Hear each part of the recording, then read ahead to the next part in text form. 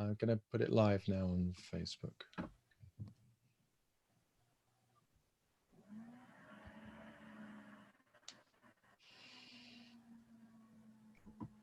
Oh, I've lost you. Okay, I think we're ready to go, Josephine. Hello, everybody. Welcome.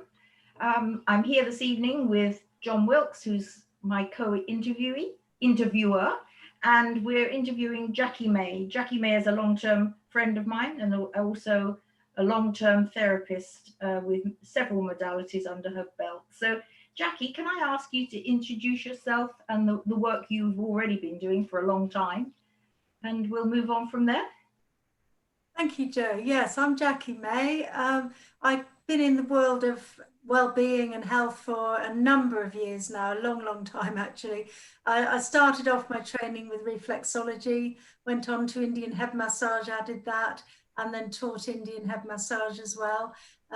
I've worked with metamorphic technique and EFT and NLP. So quite a wide range of different things.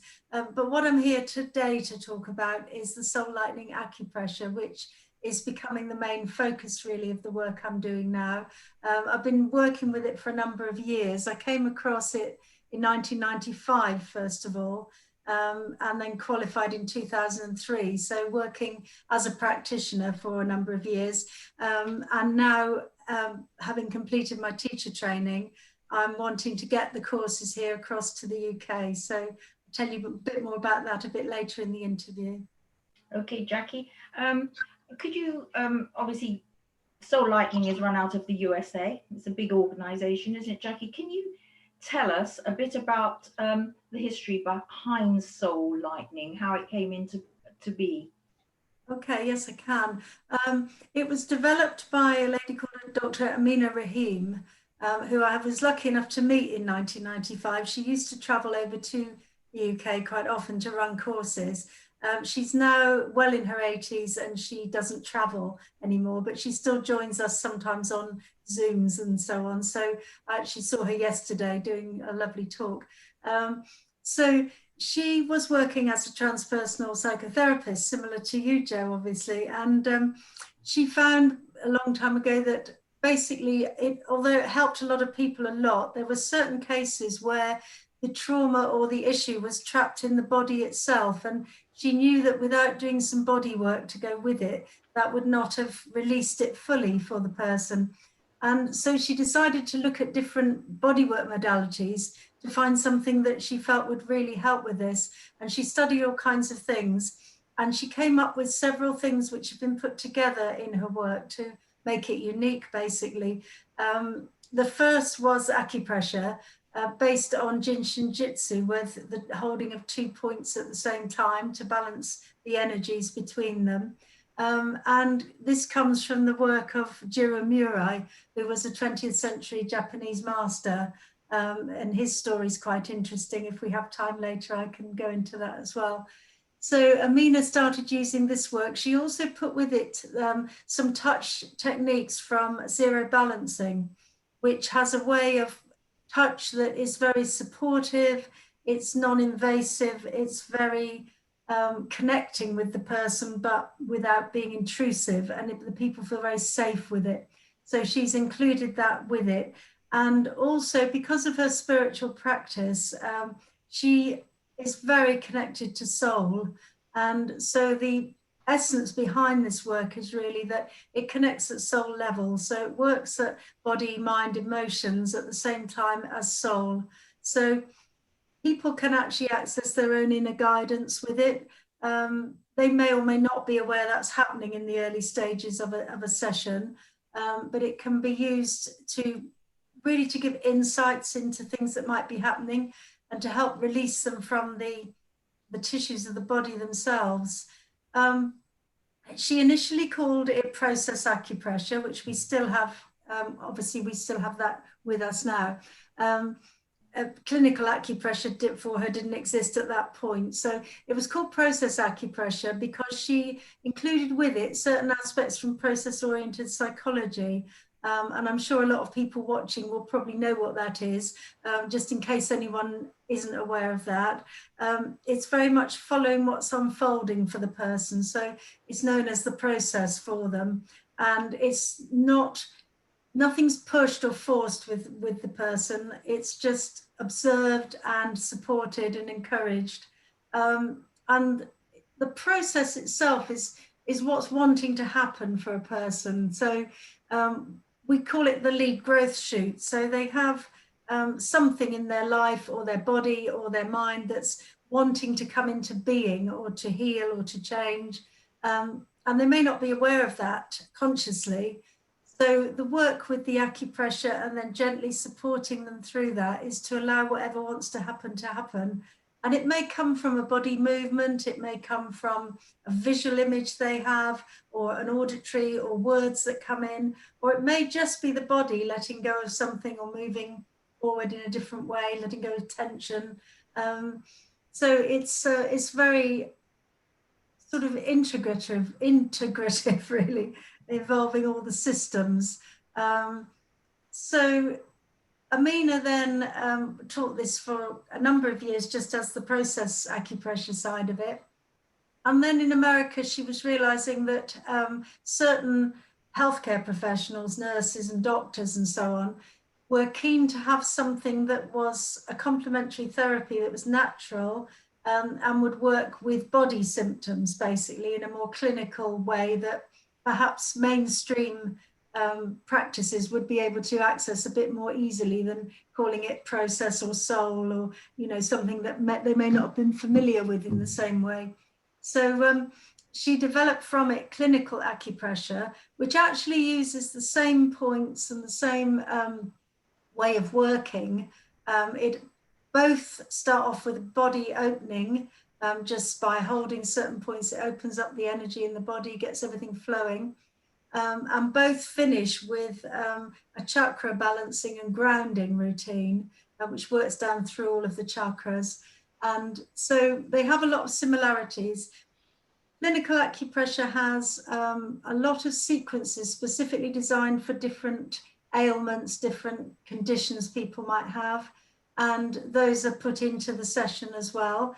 The process acupressure is a more simple sequence. But having said that, quite often the two will merge. So somebody may be having a clinical session and something will start to come up in a more psychological way or an emotional way that can then lead more into a process session.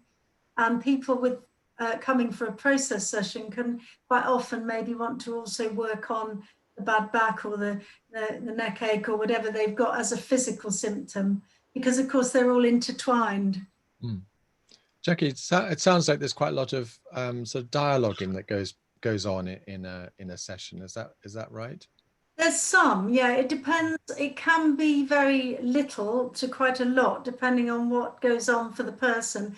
When people first learn this, how to do this, it's very simple. We just work with very simple questions that encourage the person to access more of what's going on for them. Things like, could you tell me more about that? Those kind of questions, which bring out what's going on for the person. And for anyone interested in learning this, they are given those questions initially, so it can lead into whatever needs to happen. Obviously, when you've been working with it a number of years and people are maybe going into deep processes, then you would use all your skills. If people are a psychotherapist or whatever, or they're used to that way of working, you can work with it in those ways as well and increase the dialogue. Because you mentioned about, like, maybe it might be triggered, something might be triggered by I don't know, a memory or whatever it is. Is that also true? Do you concentrate on sensation when you're working? I know a lot of therapies they start like somatic experiencing, like for example with the sensation, and then that goes on to a kind of journey with this. Is that a kind of approach that you use as well? Yes, it is. We work with all the different channels of perception, actually. So we work with the visual and the auditory as well as the sensation, and also sometimes movement, obviously emotions and spiritual connection. So it can come in any of those really, and sometimes it's quite helpful for someone to switch the channel. So if somebody's stuck in something that's very emotional, it can be useful to sort of take them into what does that look like for you, or do you have any sounds that go with that, or is there a color with it, or those sort of questions that can sometimes open up a whole new way of looking at it for them. Interesting. Thank you. I originally came into with my interest in process acupressure when I was in psychotherapeutic training, and I then had access to people.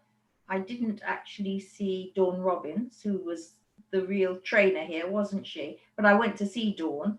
But during our training, our tutor introduced it, and I could see then. And then a couple of times I had process acupressure and found it to be unbelievable. I mean, ever since those experiences in training, whenever I work with people psychotherapeutically, I always insist they have body workers as well. But to say clinical and process acupressure to me is goes hand in hand with psychotherapy and counselling. It's brilliant, really. It's to work in teams like that is what's required. And you had quite a profound experience yourself with the session once, didn't you, Jo? I've had quite a few profound, actually. Yeah, I have indeed. You could say what happens. Everyone's experience is different, but I might go in with a physical. There'd be something on my body that's been hurting for a long time, and that has always evoked something from out of the blue that's come in. I had a lot of trouble with I was experiencing extreme pain for several weeks that was quite debilitating in a part of my body, and I had went for process acupressure with no expectation other than to lie on the couch. I find it actually sends me to sleep. It's very relaxing, isn't it? Especially when they start stretching you. I just catapulted back into childhood. I was very seriously ill and had surgery when I was a young child. I was about 7. The whole thing was horrific, and it became critical. They thought I developed polio. That was what happened after I'd had surgery. It was a bad experience. I was in hospital. There was no room in the children's ward, and I spent 3 weeks in a women's medical ward. And the sights for a 7-year-old child were horrible. It was all flashing by me. It was I didn't go in with any expectation of what would happen, and my body was worked upon, and the therapist could see stuff was going on. Obviously your eyes are moving about, the most amazing thing was I never had that pain anymore. I had this chronic burning pain in my right shoulder, which went all down my arm and up into my head, and I'd had x-rays and everything, not getting anywhere with it. Had a lot of pain, and it went. And then I had a second and third session, which was just peaceful. And then I had another session, and only one finger was put on a part of my body, and I suddenly I knew that I'd been told it had happened, but I'd had my arm pulled out of my socket when I was 18 months by someone who picked me up wrongly, and it was just there. Again, such a shock, but very graphic, even to knowing that after I'd had it and I came home, and this is really a long way back in 18 months old, to being fed bread and milk and wrapped in a blanket. And I fancy having that memory from 18 months, just a couple of fingers on my body. So it can be powerful, but I do respond well to therapy. So maybe that's why. Well, what you're saying is it makes perfect sense, because quite often the things that get stuck for us are on lots of levels. So, for instance, if somebody is dragged up to the front of the class by the teacher when they're 6 or something, and they grab them by the arm and pull them out to the front and then humiliate them for being stupid, they've got various things going on, because they've got possibly an injury to that shoulder or arm that might have hurt at the time. And they've also got the mental and emotional messages of feeling stupid and being humiliated. And, you know, they may find years later that they have trouble with that arm, and they go and have a session of something, and that they suddenly start to remember feeling stupid, or, you know, and you know, even know where it comes from. But it's all sort of layered in, and we work a lot with that kind of thing to clear from the body. And the body's wisdom is just amazing, because even if you never know what it was, the person will never know what they've cleared, but the body itself is doing that. You know, people work in different ways. If people are used to working like as you are, then they can go into it at any level they want to, really. Yes, it is a real case of the body remembers, and it is layering, isn't it? Because when I remembered this event of having, well, I didn't remember having my arm, but I knew my mother told me it had happened. But why it should flash in that day, I don't know. But this problem with my arm and my shoulder and head had been going on for a long time, and it had been put back to where I had a crashing fall from a horse and cracked my collarbone. And it was always put back to that, and so but it wasn't. There was more. It's almost as though one part of the body keeps attracting injury until you get to the root one, the bottom layer of it.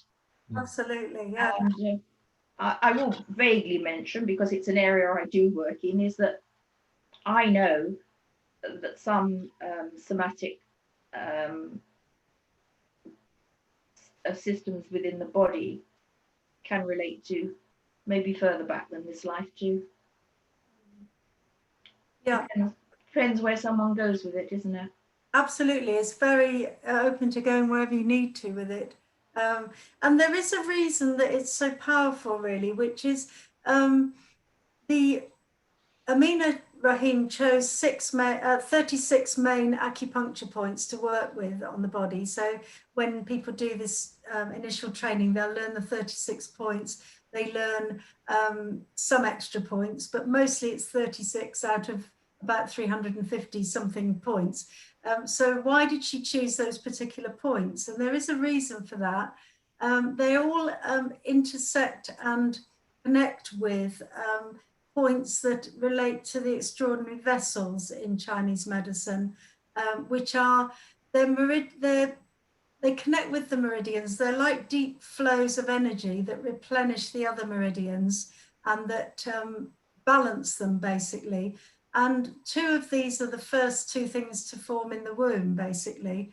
And from that, all the other meridians and the rest of the body forms. And so every session we work with this central channel, which involves two of these vessels. And it has the effect, really, of taking someone back to their birth, almost, or just after their birth, when these vessels formed. So it's taking them back before any of the trauma from this lifetime happened, and before any of the events even. So it's like a sort of reset, really, for the body and the mind and, well, everything, to take someone back to that blueprint. And it's just, it happens very naturally and simply. You know, it's not something we necessarily would even talk about, but it's just a fantastic way of coming back to base, you know. Very interesting. Jackie, why is it called lightening then? What's the relevance of that word? Okay, so it has several meanings, which is why it was chosen. So the one is the lightning, like you'd have a flash of lightning. So it's the soul giving you some insight or something that's like a sudden flash of knowing or understanding. The lightening is lightening the load, really. So it's like lightening what your body's holding, what your whole being's holding. So you feel lighter, really. So that was the sort of the two different meanings behind it.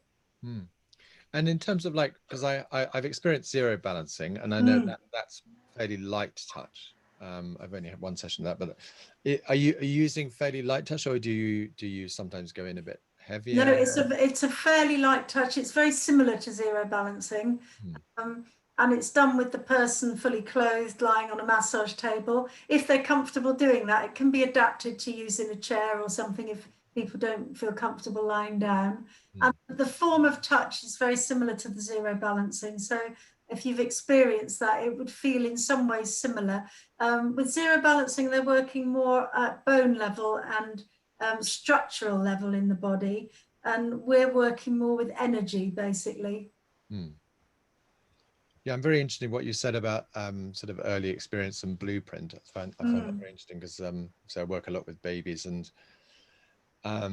there is quite a lot that happens. And we know more and more now that there's a lot that happens in terms of experience in the womb as well, that kind of creates who we are, both physically and emotionally and psychologically. Yeah. So people can come in, you know, even when they're born with all kinds of imprints, you know, helpful imprints and not so helpful imprints, physically and emotionally. So I'm wondering if could you talk about a little bit about that? You mentioned those points, acupressure points or meridians. Can you talk a little bit about that? How they form, or do you know when they form? Because I think it's within the first few weeks. I couldn't give you an exact date. I can check that out. But it's they're basically it's very early on in the period of the baby developing. Yeah. And those are the two that form what make up our central vessel. So they go at the front and the back of the body. There's a governing vessel at the back and the inception vessel at the front. And they are the two first meridians to form, and they're one of the first things to form in general for the person. There are other extraordinary vessels, but basically those are the two. We work with all of them, but those are the two main ones that we would work with in a session. And they're very much about bringing the person back to grounding and who they are, really. Yeah. And also we work a lot with that in craniosacral work as well. You know, particularly like we talk a lot about the midline, which I think originally kind of comes in around day, I don't know, it's very, very early, like day 14 or something. I think it is somewhere like that. Really, really early, where you get this thing called the primitive streak starts to form, which kind of then creates a midline in the body, and then and then from that you get a kind of front, back, side, and, you know, top, bottom, side. That's it. Yeah. You know what I mean? So That's I exactly would imagine it's probably coming in around that time, and then from then everything begins to form, doesn't it? You know. Yeah, fascinating. So you could say that in a way that's a kind of an original blueprint that I guess what you're trying to get the body to kind of remember somehow or relate. That's right. Before it experienced any of the things in this life that may be causing problems or whatever, you know, it can take it back to that clear point. Yeah, interesting. So it's I just one thing I remembered was on the second session after I'd had all the discomfort had gone, I went back in again for the second time, and I remembered then that I'd originally been taken for a consultation at the hospital prior to having all the surgery, and I was taken into the main hospital, and I could see the inside of it, the black and white floor, the tiles, the big staircase. It was like a big old country house.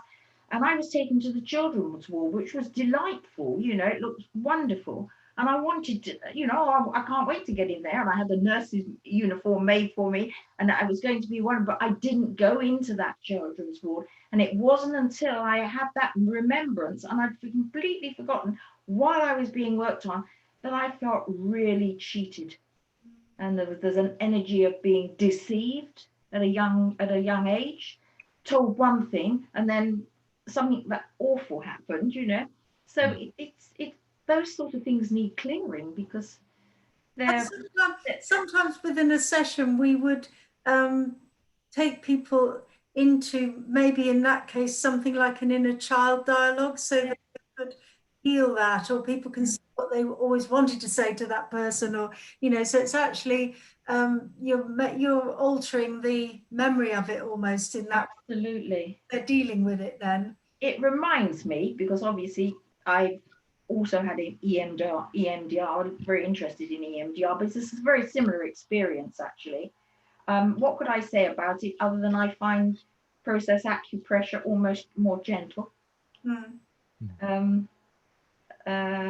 Yes, you're just lying there, and just the touch on the body is evoking energy and memory energy and layers, but it's a very similar process and as equally as effective.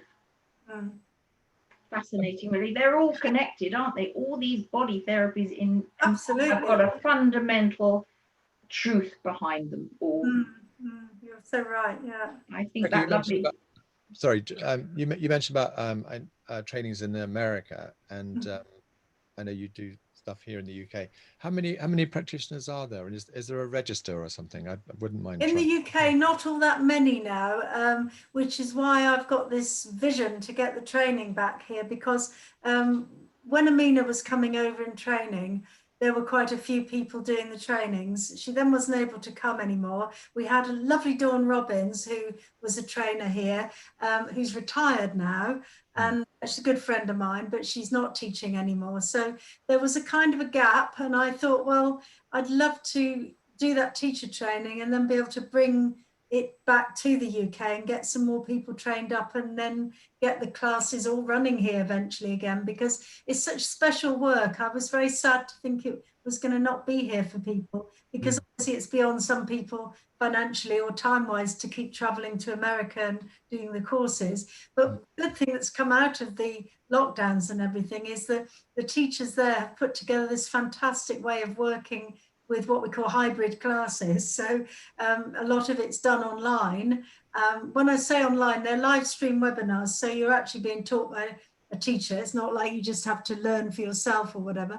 And then we have the skilled touch side of it, which at the moment I'm doing in this area. So I would meet up with the person, have a day with them, go through what they need to do with the body work, feel, make sure they've got the touch right and all of that. But obviously now we're hoping we can open up a bit more. So the plan is to do a bit more in-person teaching as well here. Wonderful. Good. Have you got any more questions, Jo? No, I don't have any more questions, really, Jackie. Can I tell you a little bit about Saver? I know you know about. Yes, I have been on a Saver course too. So, out of all this work, well, 20 years ago now, when it was the attacks on the Twin Towers, the 9/11, the teachers in America decided they needed to go and do something right there at ground zero to help people. And they put together a sequence called Saver, which means service. And it's a simple combination of points from the process acupressure, which are designed to work on things like anxiety, trauma, stress, all of those kind of things that people were going through. And they went and did this on the emergency workers and fire people, all sorts of people. And from there, it's gone on, because it was too good to waste after that. So it's gone on to be used all around the world in different places. And that's one of the things I teach here.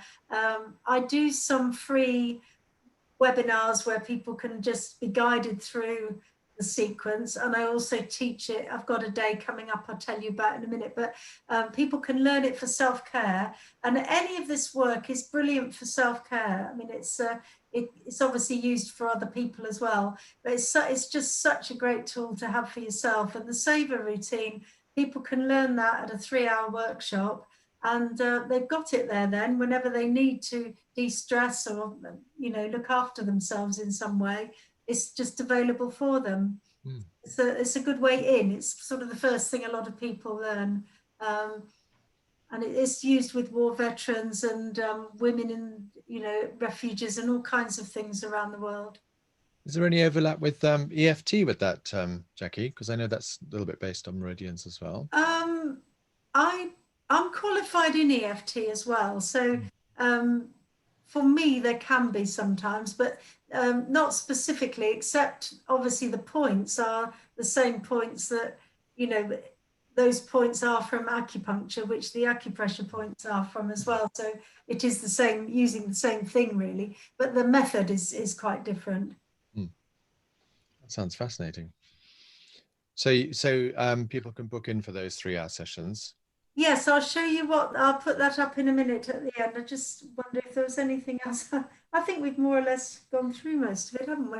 I've got some details about that I can give everyone at the end. Yeah. Wonderful. Thank you. So I just want to say, you know, from the point of anyone watching who might consider that they might like to try a session, what are they going to experience, Jackie? Okay, so they would first of all fill in some kind of consultation form as usual, you know. Then the practitioner would talk with them in general about what they were wanting from the session, and it may be health issues, it may be more emotional things, whatever is right for the person, really. Then they would lie fully clothed on a massage table on your back. They lie on their back for this generally, or it's adapted if people can't be comfortable lying down, you know, as I mentioned. And then the practitioner uses gentle pressure on points around the body, 2 points at a time, so the energy is flowing between the two hands with it. And there's a gentle stretch to the legs, there's a gentle stretch to the neck. It's all very relaxing, as you would say. And, they may or may not have insights, or you know, they may or may not see images or get knowledge about something. But quite often, if you set an intention for the session, which we invite people to do if they want to, setting that intention and then the practitioner committing their energy to being with them for that intention, and the body work, which is so amazing and so well designed, all of that together usually brings some kind of shift or movement forward for that person in that issue for them. I had a look through the teaching manuals, Jackie. Oh, yeah. Phenomenal. I just know that actually when I was treated, you know, you think, well, what am I being treated for? But the meridian that was being worked on actually wasn't really anything to do with the shoulder. I was fascinated with it. I was fascinated with the correlation between the meridians and parts of the body. It's extremely complex, isn't it? It is. Well, they're like rivers, really, the meridians. So they flow either side of the body, and each one relates to an organ. Well, most of them relate to an organ, like Yes, the liver. And if you think of a river, when it's flowing nice and clear, it doesn't get stagnant. It doesn't collect lots of rubbish and gunk. Technical term, gunk. And it's a healthy river, basically, with healthy organisms living in it and so on. But if it gets blocked up by rocks or something, and then everything collects around that, the energy stops flowing, and that's when disease in the river can set in. And it's just the same with us. The Chinese medicine theory says that if the energy is flowing well, there can be no disease, but it's when it's blocked that the disease can happen. And in a river, we have those eddies where they flow around in a circle. And that's like the acupuncture points. They're like little vortices of energy, really. And so the acupuncturist would put a needle into that, and we would put a finger into that, and just with a gentle pressure, a little pull into that point, we're accessing right down into that point, basically, and unblocking that and allowing that to flow again. I know that when I had all the work on the shoulder where it had all the injuries, another organ on my body which had been very troublesome miraculously began to work wonderfully. And I realized that the meridian that had been worked on was that meridian, and I hadn't even gone in for that. So I'm very impressed with prep. That's why I think I encouraged you to go and get the training too, didn't I, Jackie? Because there was no one around anymore. I know, we had a very important conversation, didn't we, one day? Yeah, absolutely. Bring it to the UK. And since when, of course, your daughter's now trained, hasn't she? She has, and that's why, you know, she knew that I knew it was good. And she was searching for the best way to use her skills with people, really. And yeah, it's exciting for her. It is. It's great. Lovely. Yeah. Jackie, if I'd have been younger, I might have done it myself, Jackie. too long in the tooth for any more Oh, therapy. no, never. I'll stay working with people with mind. Jackie, I know in a lot of therapies and the ones that I do, like it's, well, there's a lot of aspects to it. There's the technique, and then there's the kind of relationship you have with a client. There's the energetic exchange, and then there's things like intention.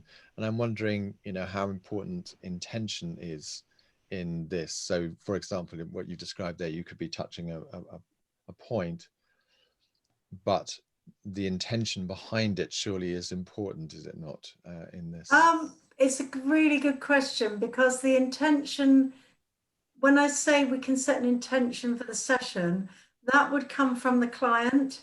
We might help them form it. So, but the actual points when we're working, we don't have an intention to manipulate energy at all. So there's not an intention to let's unblock this, or let's make that flow more, or sedate this, or it's not how it works. Basically, we are there meeting that person with that energy, and just giving our attention and our respect to that point, to allow whatever needs to happen to happen. That's why it's so safe and it's so gentle, really. Yeah. Because we're not forcing anything. We don't have because we don't know what might be the best thing to happen. We might think it'd be great to unblock that, but maybe for them it isn't at that moment. So it's, there isn't an intention other than to support the person for their highest good. That's interesting. I mean, we in craniosacral therapy, we talk about the inherent treatment plan, which is exactly what you've just described, which is that the body will have its own,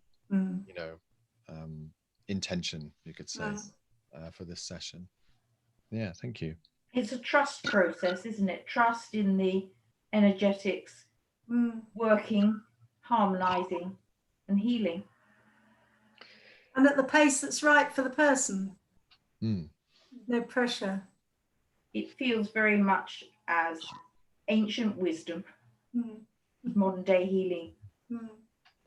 Jackie, I think you've got a list of contacts that you wanted to put. Yes, I have. So can I share my screen now? Yeah. Sure.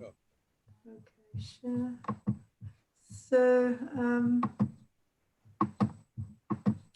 And you're based in Wimborne, aren't you? I'm based in Wimborne, but I do I can work with people on Zoom if needed.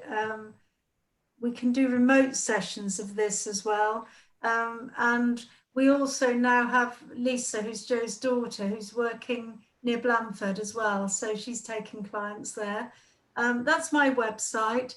I also run an organisation called Joyous Isle with my friend and colleague Jane Ashford, and we put on all kinds of courses and workshops through the year.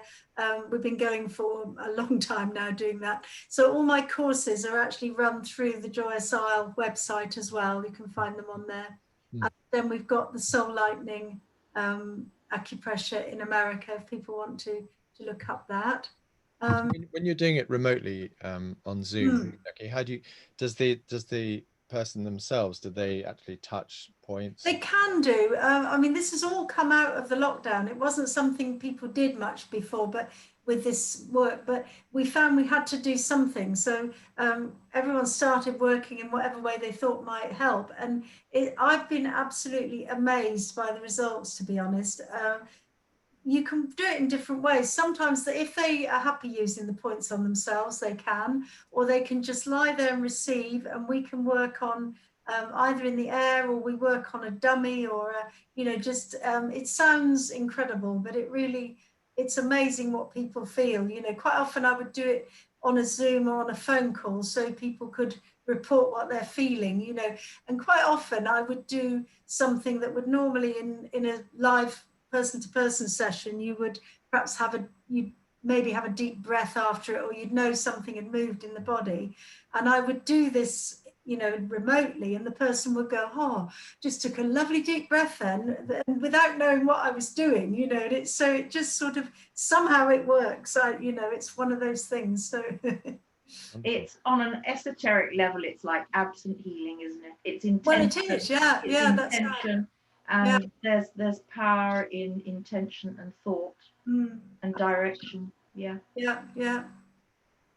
So these workshops said, are they open to everybody, or do you have to have a They're special? open to anyone. So I've been running through, started through the lockdown really, but basically every month, except it's not happening in August because I'm having a break through August. But there's one free guided session of either the Savor Stress Release, which I've mentioned, or some other simple sequence to help. You know, we've got, for instance, oh, no, I haven't got one of the really short ones this month because we've already had that, but it's about a 20-minute session. If people email me, I can add them to the list, and I take them through working it on their own body. So what points to hold and so on. And it's just a lovely little pause in the day to relax and do a bit of self-care, basically. Now that happens once a month from September onwards, which is these ones, free guided Zoom sessions. Then every month as well, I'm doing about an hour and a half session on Zoom, which involves, we start it with the pyramid meditation, which is something we use in all these groups. It's something Amina uses when she teaches, and we've taken it from there. So it starts with a lovely meditation. We then do, we work through a particular release. So the next one coming up, we've got the special headache release and also the emotional stress release. So again, there's simple sequences people can do on themselves. And these sessions finish with chakra tai chi, which is a simple movement awareness really of the body. It's easy to follow along with, and it's good for clearing the energy and just relaxing really. So they're happening once a month. 24th of July, this is an in-person workshop. I think I can say that now. We've had the announcement, so that we're unlocking. So this is going to be the Savor, the acupressure for stress. It's going to be at Holt Village Hall. Oh, that's gone. Hang on, let's get back to it. So it's at Holt Village Hall. The morning session is for self-care, and the afternoon is to take that on and work with others, offering it to friends and family or within the work you do with other people. And you can just do the self-care, or you can do both. So you have to have done the self-care to go on and do the working with others. And people will be, it'll be very safe. There'll be lots of ventilation. People are welcome to look after themselves in whatever way they feel is appropriate to feel safe coming along. So we'll be very aware of that. And then the 24th of September, I'm starting the first of the foundation courses, the Process Acupressure 1A. So that's the introductory course to Process Acupressure. People can use it straight away once they've done that level. They can use it within the work they're doing with people, and obviously for themselves as well. It's gonna be run over 3 weekends. So it'll start on the Friday evening with a 2-hour webinar, and then the Saturday will be a full day in person, hopefully. And that will happen for 3 consecutive weekends. And that will be the one part of the foundation certificate. People can just do process acupressure or just clinical, it's fine. If they do both of the level ones, they can get the foundation certificate in Soul Lightening Acupressure if they want to do that with it. The clinical acupressure I'm running next March will be the first one of those. So they can add that to it after that if they want to.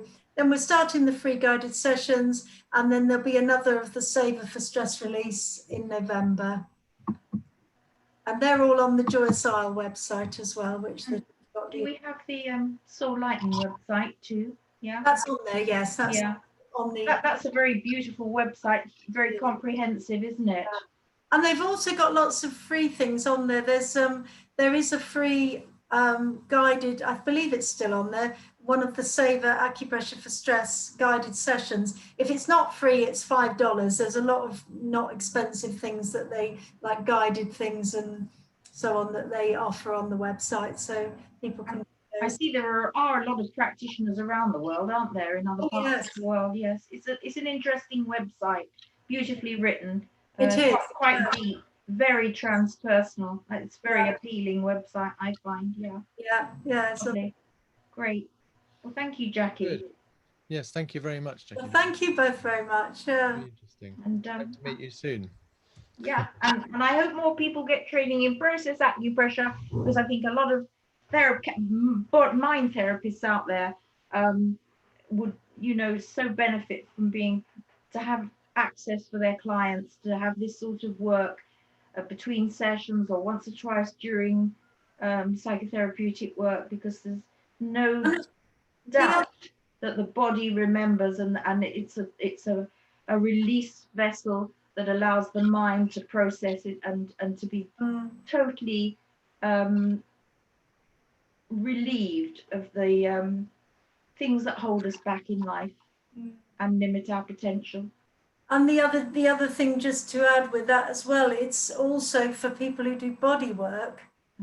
It's a useful thing to do the process acupressure level 1, because it gives them these simple but effective ways of dialoguing with people if something comes up, because sometimes a body worker might find something comes up for that person and they don't really know how to deal with it, because they're working on the body, it can be releasing things at the same time. So it's useful to have a bit of an understanding of what's going on and a way of working with that for them as well.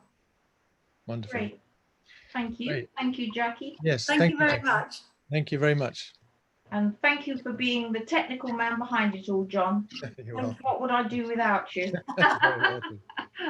Thank you. Thank you. Bye, Jackie. Bye. Bye-bye. Bye, John.